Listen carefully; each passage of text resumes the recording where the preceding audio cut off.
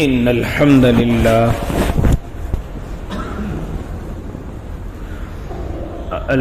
لله رب العالمين والعاقبة للمتقين والصلاة والسلام على سيد الأنبياء والمرسلين وعلى آله وأصحابه وأزواجه وذرياته أجمعين أما بعد فأعوذ بالله من الشيطان الرجيم بسم الله الرحمن الرحيم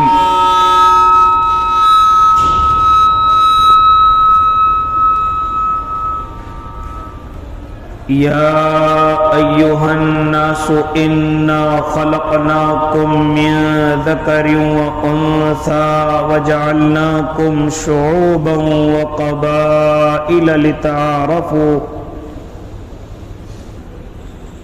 إن أكرمكم عند الله أتقاكم صدق الله العظيم وصدق رسوله النبي الكريم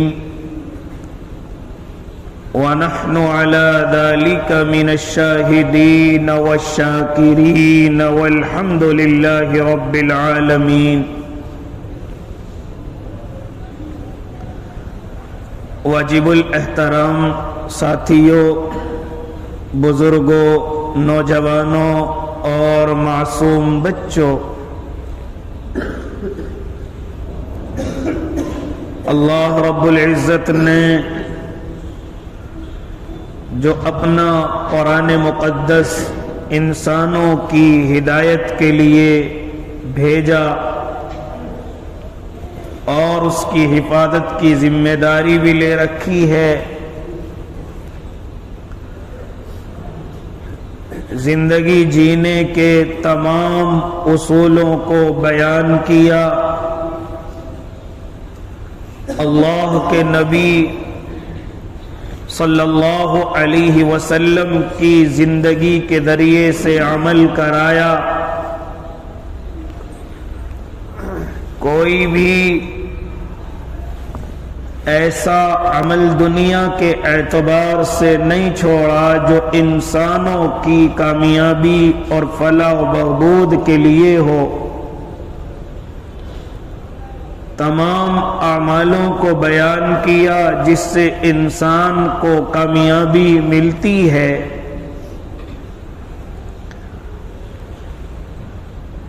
آپ سے کچھ ہفتوں پہلے آپ حضرات کو یاد ہوگا کہ انسانوں میں آپس میں جھگڑے کیوں ہوتے ہیں، ان کی وجوہات قرآن مقدس نے بھی بیان فرمائی۔ انسانوں میں، ایمان والوں میں یہ جھگڑے بہت پنپتے ہیں، ان کی بنیادی وجوہات کیا ہیں، قرآن مقدس نے ان کو بیان کیا۔ اگر ہم ان چیزوں کی پابندی کر لیں، ان غلطیوں سے اپنے آپ کو روک لیں، تو ہمارے آپس کے فتنے فساد، آپس کے جھگڑے اور لڑائیاں ختم ہو جائیں۔ قرآن مقدس نے پہلی چیز جو سورہ حجرات کے اندر بیان فرمائی کہ کسی کو اپنے سے نچلا نہ سمجھو، اپنے سے چھوٹا نہ سمجھو، سب کو اپنے سے اچھا سمجھو، کسی کا مذاق مت اڑاؤ، کسی کی غیبت نہ کرو، کسی کی نقل نہ اتارو، کسی کے خلاف بدگمانیاں نہ پھیلاؤ، کسی کے خلاف جاسوسی نہ کرو۔ یہ تمام چیزیں قرآن مقدس نے بیان کی ہیں کہ لوگوں تمہارے درمیان میں انہی وجہ سے جھگڑے پیدا ہوتے ہیں۔ بنیادی وجوہات یہی ہوتی ہیں جو تم میں آپس میں جھگڑے پنپتے ہیں، اس لیے ان حرکتوں سے اپنے آپ کو بچاؤ، کسی کا مذاق نہ اڑاؤ، کسی پر تہمت نہ لگاؤ، کسی کی غیبت نہ کرو، کسی کی جاسوسی نہ کرو، کسی کو تانا مت دو، کسی کو چھوٹا مت سمجھو۔ اگر یہ بیماریاں تمہارے اندر ہیں تو تمہارے درمیان سے جھگڑوں کو کوئی ختم نہیں کر سکتا۔ اسی کے بعد اللہ رب العزت نے اسی سے متصلاً اسی سورت کے اندر ایک اور آیت کریمہ بیان فرمائی کہ جانتے ہو تمہارے درمیان میں جھگڑوں کی ایک بڑی وجہ کیا ہے؟ وہ بڑی وجہ یہ ہے کہ تم آپس میں برادریوں میں بٹ چکے ہو، آپس میں خاندانوں میں بٹ چکے ہو، اور ایک برادری دوسری برادری سے اپنے آپ کو بڑا سمجھ رہی ہے، دوسرے کو چھوٹا سمجھ رہی ہے، اپنے خاندان کو افضل اور دوسرے خاندان کو نچلے طبقے کا سمجھ رہی ہے۔ اگر یہ بیماری تمہارے اندر سے ختم نہ ہوئی تو تم اپنے جھگڑوں کو بھی نہیں مٹا سکتے، اپنے درمیان کی نفرتوں کو بھی ختم نہیں کر سکتے۔ کیا فرمایا میرے اور آپ کے اللہ نے؟ جہاں بہت ساری کمیاں اور بہت ساری وجوہات ہمارے جھگڑوں کی بیان کی کہ تمہارے درمیان میں ان وجوہات سے جھگڑے پنپتے ہیں، اسی کے ساتھ ساتھ ایک اور بڑی بیماری بیان فرمائی، یا ایھا الناس انا خلقناکم من ذکر وانثی وجعلناکم شعوبا وقبائل لتعارفوا۔ اللہ رب العزت تمام انسانوں کو مخاطب کر کے فرما رہا ہے، خالی ایمان والوں کو نہیں، کیونکہ جھگڑا ایمان اور غیر ایمان والے دونوں کے اندر ہوتا ہے اور ہوتا رہتا ہے۔ اس لیے میرے اللہ نے خالی ایمان والوں کو مخاطب نہیں کیا بلکہ تمام انسانوں کو مخاطب کر کے ان کی حقیقت کو بیان فرمایا، اور بیان کس طریقے سے؟ اے لوگوں، ہم نے تمہیں ایک ماں اور ایک باپ سے پیدا کیا ہے، ہم نے تمہیں ایک ماں حوا رضی اللہ عنہا اور ایک باپ حضرت آدم علیہ الصلوۃ والتسلیم سے پیدا کیا ہے۔ تم کوئی الگ تھلگ نہیں ہو، تم الگ الگ جنس نہیں ہو، بلکہ اگر تم یہ دیکھو کہ تم کب پیدا ہوئے، اس دنیا میں کب آئے، تو تمہیں یقیناً یہ نظر آئے گا کہ تمہیں حضرت آدم اور حضرت حوا یعنی ایک ماں اور ایک باپ سے تمہیں پیدا کیا گیا ہے۔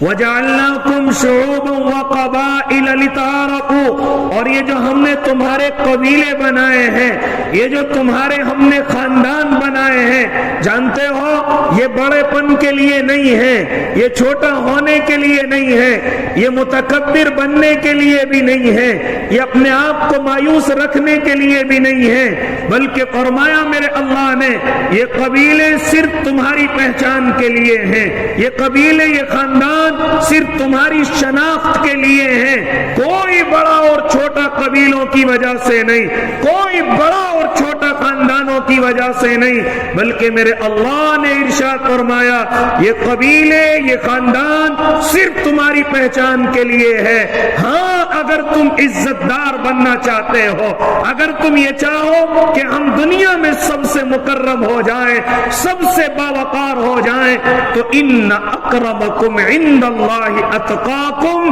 اللہ کے نزدیک سب سے زیادہ مکرم وہ ہے جو اللہ سے سب سے زیادہ ڈرنے والا ہے۔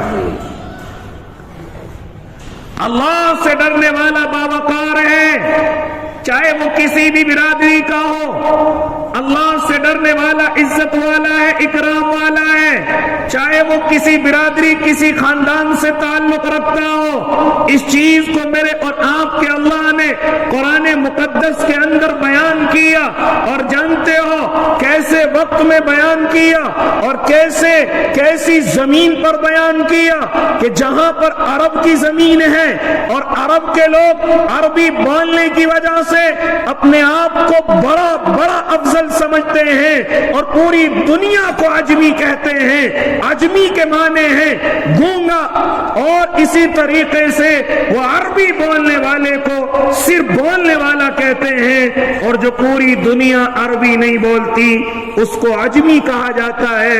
اور عجمی کہتے کسی ہیں جس پر بولنا نہ آتا ہو، جس کو گونگا کہا جاتا ہو۔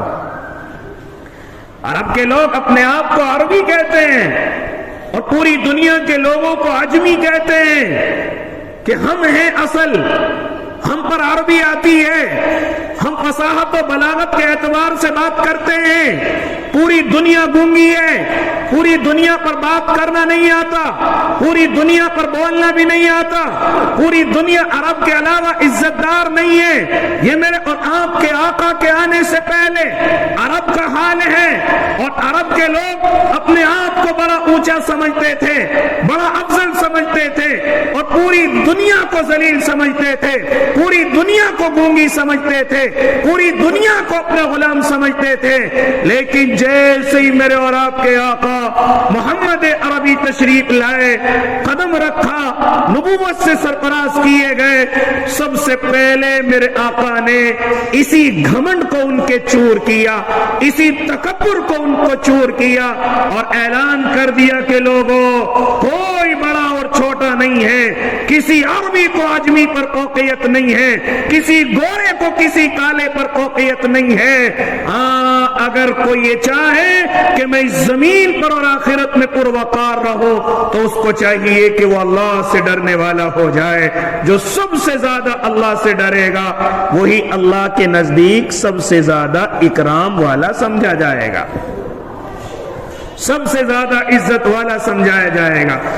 یہ بیماری عرب کے اندر موجود ہے، میرے اور آپ کے آقا محمد عربی نے اسی بیماری کو ختم فرمایا اور قرآن کی آیت پڑھ کر کے سنائی، یا ایھا الناس انا خلقناکم من ذکر و انثی وجعلناکم شعوبا وقبائل لتعارفوا ان اکرمکم عند اللہ اتقاکم۔ یہ میرے اور آپ کے آقا نے آیتیں پڑھ کر کے سنائی۔ ہاں جو آپس میں نفرت بھی کرتے تھے، ایک دوسرے کو بڑا اور چھوٹا بھی سمجھتے تھے، یہاں تک کہ آقا غلاموں پر ظلم کرتے تھے، یہاں تک کہ مالدار غریبوں پر ظلم کرتے تھے، یہاں تک کہ طاقتور کمزوروں کو ستاتے تھے، یہاں تک کہ مرد عورتوں پر ظلم کرتے تھے، بیٹیوں بچیوں بیویوں پر ظلم کرتے تھے۔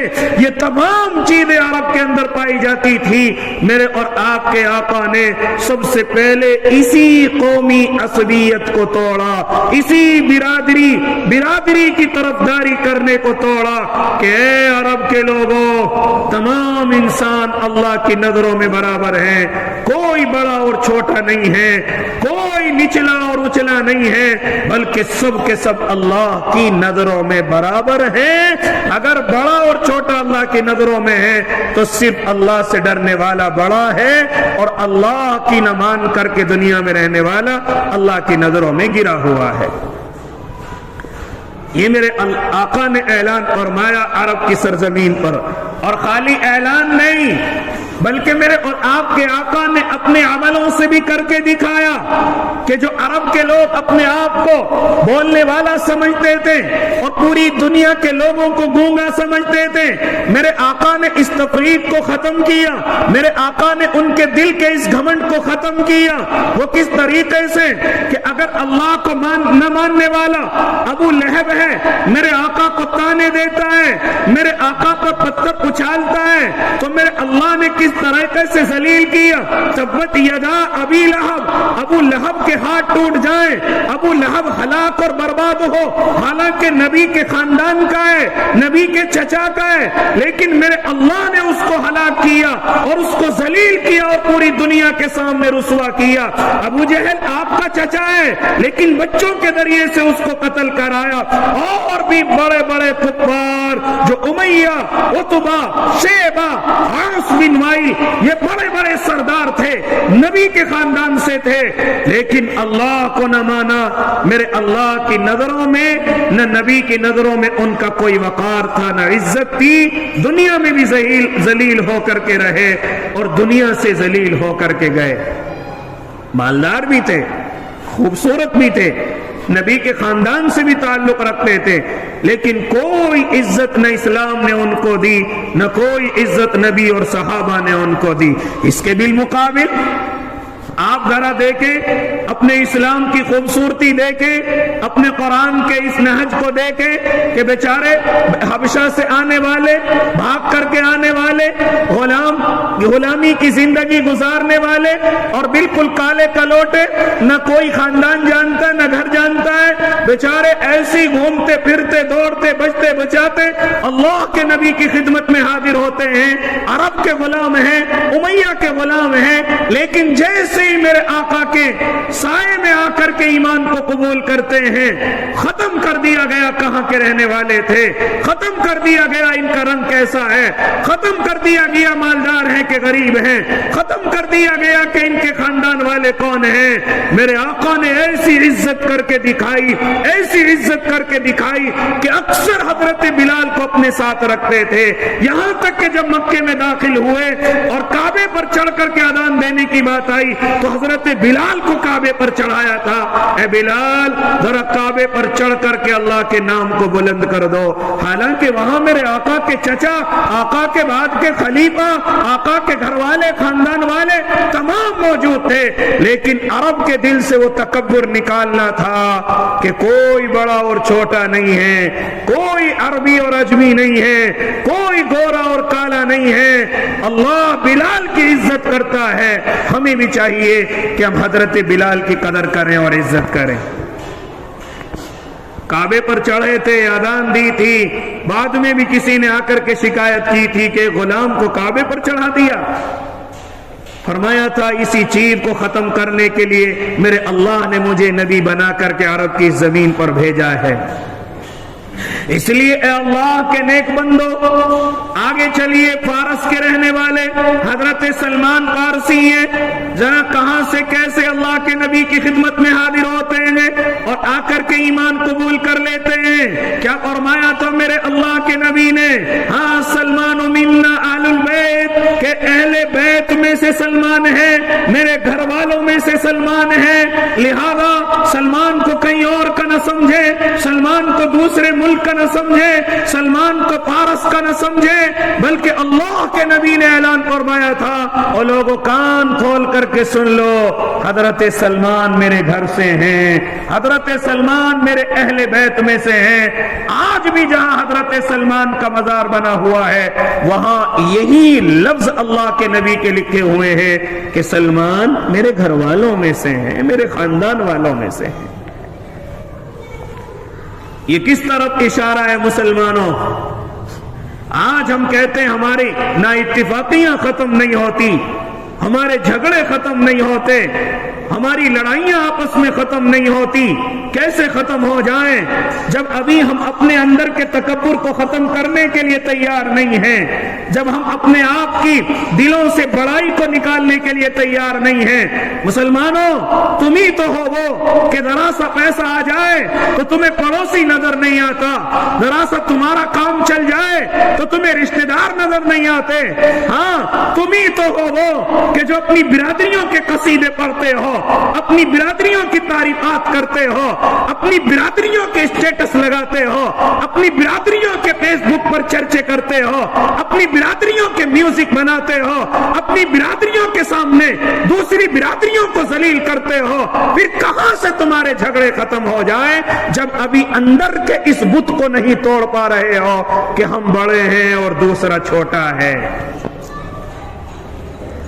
اور پھر کہتے ہو ہمارے درمیان کے جھگڑے ختم ہو جائیں۔ کہ جھگڑے کسی دوائی سے ختم ہوں گے؟ کہ جھگڑے کسی بزرگ کے دم سے ختم ہوں گے؟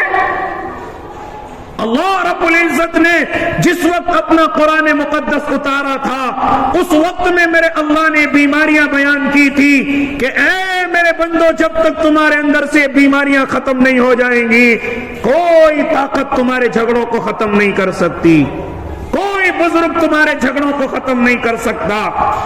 آج وہی بیماریاں جو عرب کے اندر تھی، آج وہی بیماریاں میرے اور آپ کے اندر دوڑ کر کے واپس پنپ رہی ہیں۔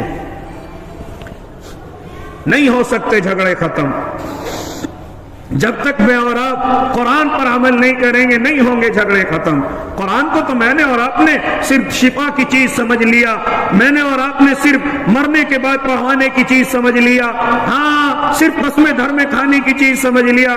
ہم نے قرآن کو سمجھا کب ہے؟ ہم نے قرآن پر عمل کرنے کی کوشش کب کی ہے؟ شور مچاتے ہیں، ہمارے آپس کے اتحاد نہیں بن پا رہے، ہمارے آپس کے جھگڑے نہیں ختم ہو پا رہے۔ کیسے ختم ہوں گے جب میں اور آپ ان باتوں پر عمل نہیں کر رہے جو قرآن نے مجھے اور آپ کو سمجھائی ہیں؟ اسی لیے تو قرآن کو قیامت تک کے لیے راہ ہدایت کہا گیا ہے۔ ہدی للمتقین، ہم نے اس قرآن کو متقیوں کی ہدایت کے لیے اتارا ہے، ایمان والوں کے کامیابی کے راستوں کے لیے اتارا ہے۔ ہمیں کیا ضرورت ہے قرآن کو یہ سمجھے کہ قرآن ہمارا سب کچھ ہے؟ ہم کیوں سمجھے ان چیزوں کو؟ اس لیے اللہ کے نیک بندو، جب تک ہم اپنے اندر سے یہ بیماریاں ختم نہیں کریں گے جو قرآن نے بیان کی ہیں، یاد رکھنا کوئی طاقت میرے اور آپ کے اندر اتحاد پیدا نہیں کر سکتی، اتفاق پیدا نہیں کر سکتی۔ آج وہی بیماری میرے اور آپ کے اندر پنپ کر کے دوبارہ جنم لے رہی ہے اور دوبارہ بڑھتی جا رہی ہے، کم ہونے کا نام نہیں لے رہی ہے، کہ جس کو قرآن نے بھی بیان کیا، جس کو اللہ کے نبی نے بیان کر کے عمل کر کے دکھایا کہ لوگوں کوئی بڑا اور چھوٹا نہیں ہے، کوئی گورا اور کالا نہیں ہے، کسی برادری کو کسی برادری پر فوقیت نہیں ہے، بڑائی نہیں ہے، تمام کے تمام انسان برابر ہیں، تمام کے تمام خاندان برابر ہیں۔ یہ صرف تمہارے خاندان، قبیلے تمہاری پہچان کے لیے بنائے گئے تھے، تم نے کیا بگاڑ پیدا کر دیا ان برادریوں کے نام سے؟ تم نے کیا بگاڑ پیدا کر دیا اپنے ان خاندانوں کے نام سے؟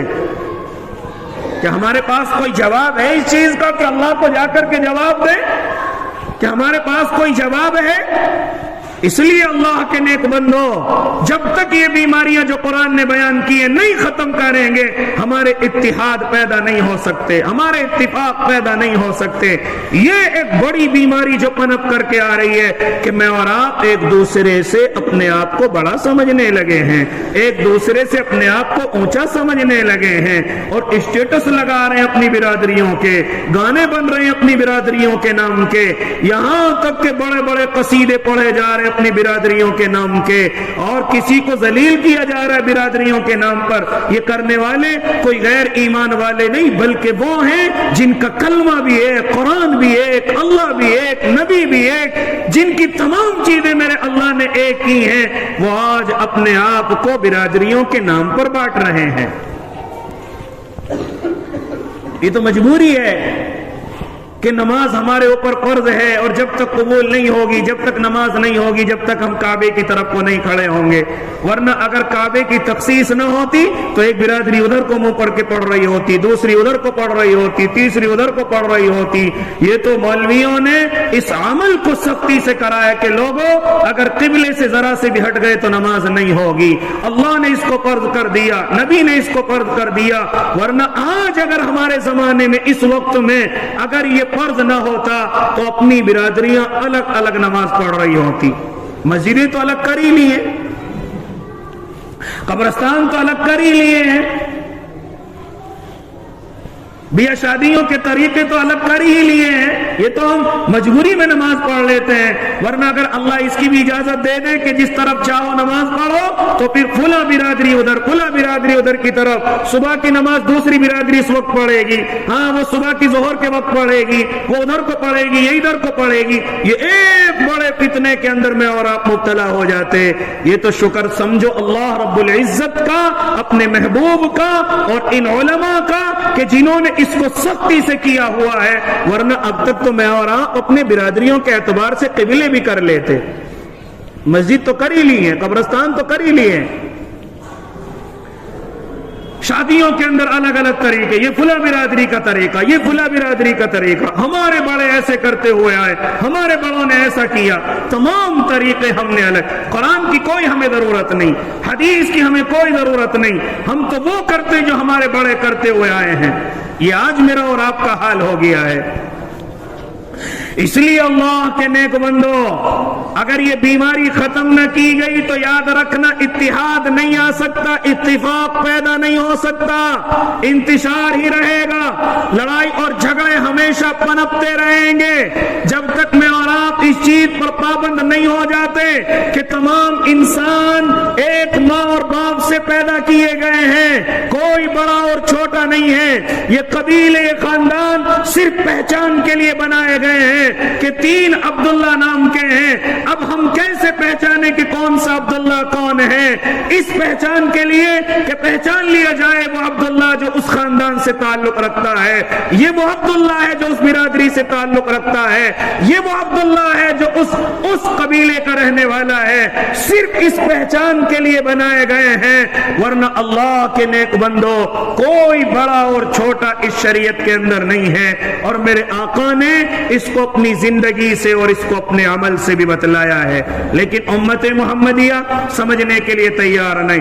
न बड़े समझने के लिए तैयार, न छोटे अमल करने के लिए तैयार, न पढ़े लिखे समझने के लिए तैयार, न बिना पढ़े लिखे तो उनसे भी 2 कदम आगे चल रहे हैं। आज पूरी बर्बादी इसी की वजह से है कि आज कोई अल्लाह के इस जुमले को समझने के लिए तैयार नहीं है। फरमाया था मेरे आका ने, फरमाया था मेरे आका ने, सुनो मुसलमानों, फरमाते थे मेरे और आपके आका कि मुझे मेरे इस दुनिया से जाने के बाद उम्मत मोहम्मदिया का इस चीज का डर नहीं कि वो बुत परस्त हो जाएगी, मुझे इस चीज का डर नहीं कि वो बुतों की पूजा करेगी। सहाबा से फरमाते थे मेरे और आपके आका, मुझे सबसे ज्यादा जो उम्मत मोहम्मदिया का डर है वो ये है कि शैतान इनको गुमराह कर देगा, शैतान इनको बड़े बड़े फितनों के अंदर मुब्तला कर देगा।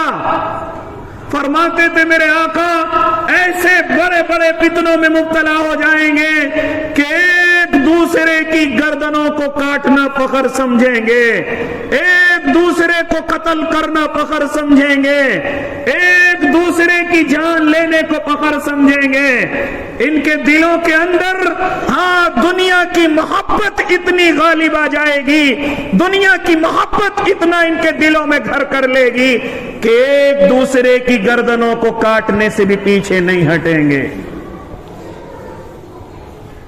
ये खौफ नहीं था मेरे आका को कि बुत परस्ती पर लग जाएंगे, ये खौफ नहीं था कि मुर्तद हो जाएंगे, इस्लाम को छोड़ करके चले जाएंगे।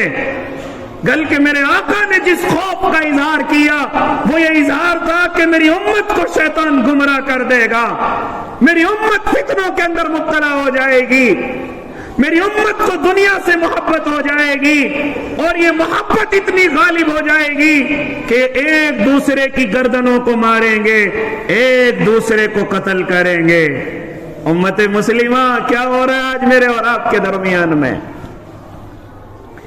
क्या हो रहा है मेरे और आपके दरमियान में? कौन है इस जमीन पर आपस में लड़ने वाले? वही जो अल्लाह को मानते हैं, नबी को मानते हैं। कौन है आपस में लड़ने वाले? अभी बांग्लादेश की कारगुजारी 2-3 दिन पहले की आपके सामने होगी, 2 दिन पहले की आपके सामने होगी।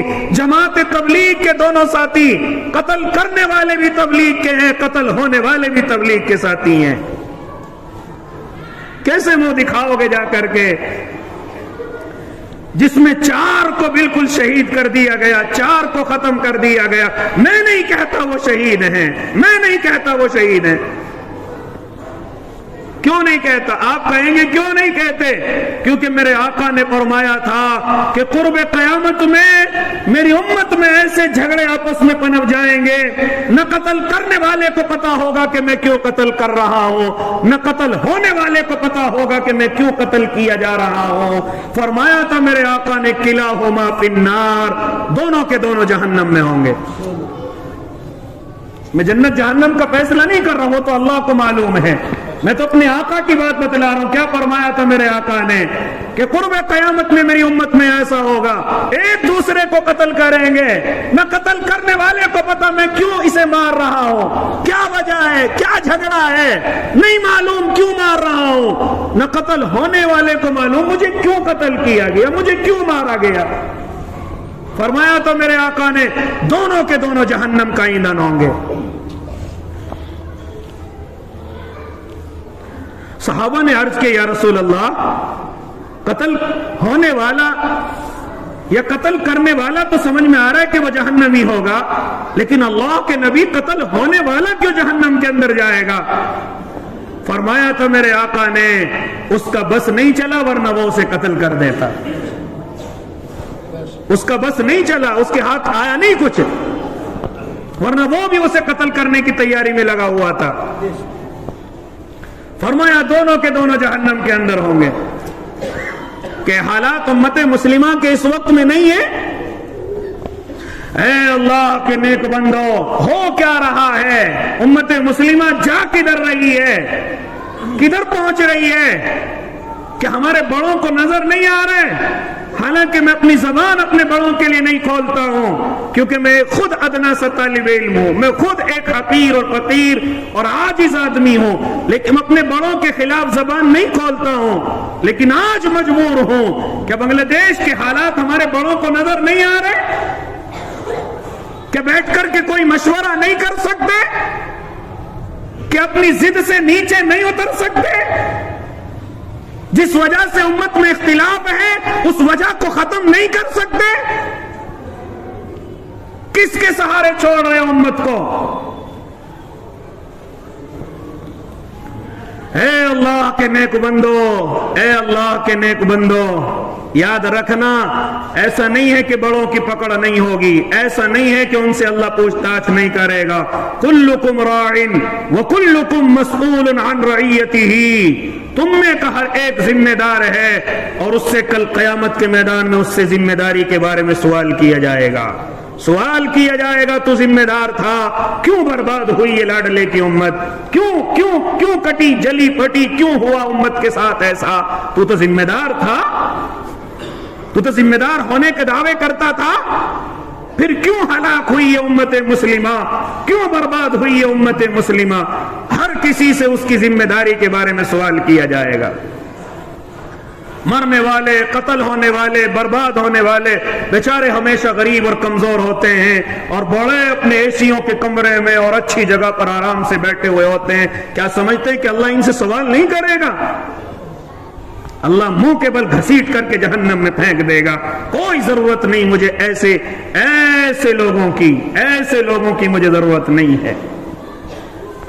اس لیے اللہ کے نیک بندو, لیکن میں اور آپ تو ہوشیار ہیں, میں اور آپ اپنی بیماریوں کو کیوں ختم نہیں کر رہے ہیں؟ میں اور آپ کیوں اپنی بیماریوں کو اپنے اندر سے کیوں نہیں ختم کر رہے ہیں؟ مجھے اور آپ کو تو عقل ہے, ہوش ہے, کیوں اس عقل اور ہوش پر کام نہیں کر رہے ہیں؟ مجھے اور آپ کو تو قرآن پڑھنا اور سمجھنا آتا ہے, کیوں اس پر عمل نہیں کر رہے ہیں؟ کیا نبی نے نہیں فرمایا تھا کہ جب تمہیں یہ معلوم نہ ہو حق کدھر ہے باطل کدھر ہے, جب تمہیں یہ معلوم نہ ہو تو اپنے گھروں کو جا کر کے بیٹھ جاؤ, کنڈیاں لگا لو اپنے دروازوں کی, کوئی ضرورت نہیں ہے میدان میں اترنے کی, کوئی ضرورت نہیں ہے کسی کے خلاف کھڑے ہونے کی. نظر آ رہا ہے کہ سامنے والا ایمان والا ہے, سامنے والا کلمہ پڑھتا ہے, سامنے والا اللہ کو مانتا ہے, کیوں کسی کی کٹ پتلی بن کر کے ہم کسی پر حملہ کریں, کسی کا مقابلہ کریں؟ جب نہیں سمجھ میں آ رہا حق کیا ہے باطل کدھر ہے, تو کیوں ہم آپس میں لڑیں اور اپنے سر پھوڑیں؟ کیوں ہماری اتنی سی بات اللہ کے نبی کی سمجھ میں نہیں آتی؟ اس لیے اللہ کے نیک بندو, فرمایا تو میرے اور آپ کے اللہ نے تمہارے اندر جھگڑوں کی وجوہات یہ ہیں.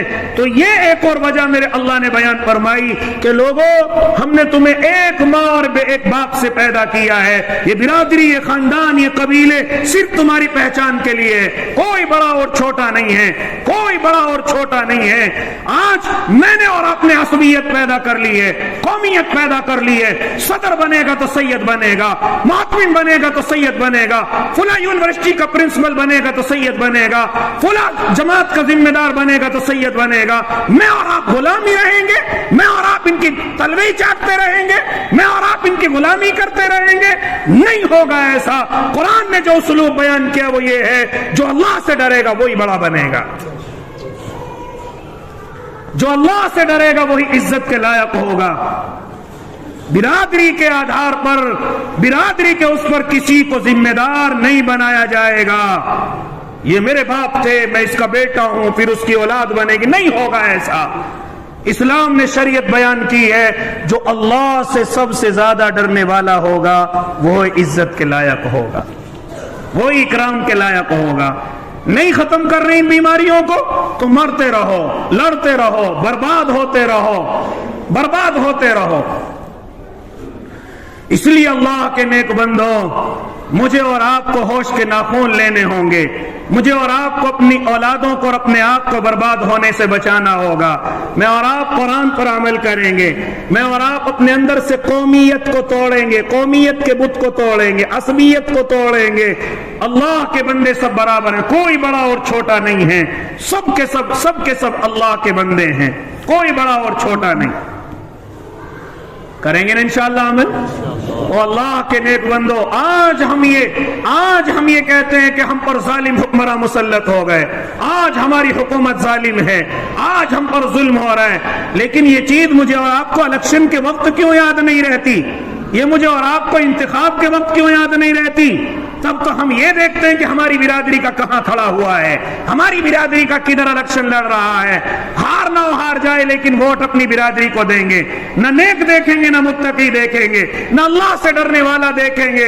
हाँ, चाहे चोर हो, उचक्का हो, डाकू हो, जिनाकार हो, चाहे कुछ भी हो, सूदखोर हो, जुआ सट्टा लगाने वाला हो, नहीं हमारी बिरादरी का है तो हम वोट देंगे। अब जब जालिम को मैं और आप तय करते, वो जुल्म कर रहा है, तो क्यों रो रहे हो? क्यों अपने आंसू बहा रहे हो? किसको सुना रहे हो अपने आंसू बहा करके? खूब समझाया जाता है कि अल्लाह के बंदो, होश के नाखून लो, होश के नाखून लो, बिरादरियों की तरफ मत जाओ, अपने अच्छे आदमी को देखो, चाहे वो हमारी बिरादरी का हो, चाहे दूसरी बिरादरी का हो, अच्छे आदमी का इंतखाब करो। लेकिन नहीं समझ में आती, नहीं समझ में आती। रोते रहो फिर 5 साल, रोते रहो हम पर जुल्म हो रहा है, हमारी मस्जिदों को तोड़ा जा रहा है, हमारे साथ जुल्म हो रहा है, हमारे साथ ये और कोई सुनने वाला नहीं है, क्योंकि गलती किसी और की नहीं, मेरी और आपकी है, किसी और की नहीं। सब मजे लेंगे, सड़कों पे आओगे गोलियों से भून दिए जाओगे, सड़कों पे आओगे जेलों की सलाखों के पीछे डाल दिए जाओगे, कोई नहीं सुनने वाला तुम्हारी। याद रखना अल्लाह के नेक बंदो, अगर अकल अब भी है तो इंतखाब का इंतजार करो, और जो भी अच्छे लोग हैं उनको मुंतखब करो, जो भी नेक लोग हैं उनको मुंतखब करो। एक तरफ सबको बिठा दीजिए कि नहीं, सिर्फ इलेक्शन हम एक आदमी को वोट देंगे, एक आदमी का हम इंतखाब करेंगे, वो किस बिरादरी का हम नहीं जानते, वो किससे ताल्लुक रखता है हम नहीं जानते, हम सिर्फ एक को देंगे। लेकिन नहीं, हाँ हमारी बिरादरी का तो पहली दफा खड़ा हुआ है, हमारी बिरादरी कब तक कामयाब कहाँ हुआ है, ये बिरादरी इतनी बढ़ जाती है कि दूसरा कामयाब होकर के चला जाता है। क्या नहीं होता मुसलमानों ऐसा? फिर क्यों रोते हो हम पर जुल्म हो रहा है? इसलिए अल्लाह के नेक बंदो, मेरे और आपके झगड़ों की एक बड़ी वजह जो कुरान मुकद्दस ने बयान की है कि अपने अंदर से बिरादरियों के बुत को तोड़ दो, अपने अंदर से खानदानों के बुत को तोड़ दो, अपने अंदर से कबीले के इस तकब्बुर को तोड़ दो। सब के सब इंसान बराबर हैं, कोई छोटा और कोई बड़ा नहीं है। अगर बड़ा है तो सिर्फ अल्लाह से डरने वाला है, अगर हम में कोई इज्जत के लायक है तो वो सिर्फ अल्लाह से डरने वाला है। और अल्लाह से डरने वाला कौन है, ये सिर्फ अल्लाह ही जानता है। इन्न अकरमकुम इंदल्लाहि अतकाकुम या फला तुज़क्कू अनफुसकुम हुवा अअलमु बिमन इत्तका। तुम में सबसे ज्यादा अल्लाह से डरने वाला कौन है, ये अल्लाह के अलावा कोई नहीं जानता। کریں گے نا انشاءاللہ؟ برادریوں کے بت کو توڑیں گے، اسے اپنے اندر سے خاندانوں کے بت کو توڑیں گے، اور آپس میں ایک کلمہ اور ایک ایمان اور ایک اللہ اور ایک قرآن پر ایمان رکھتے ہوئے انشاءاللہ اپنی زندگی کو گزاریں گے۔ اگر یہ بت نہ توڑا تو میں اور آپ اپنی بربادی کی خود ہی وجہ بنیں گے، کوئی اور مجھے اور آپ کو برباد نہیں کرے گا، بلکہ میں اور آپ خود ہی اپنی بربادی کی وجہ بنیں گے۔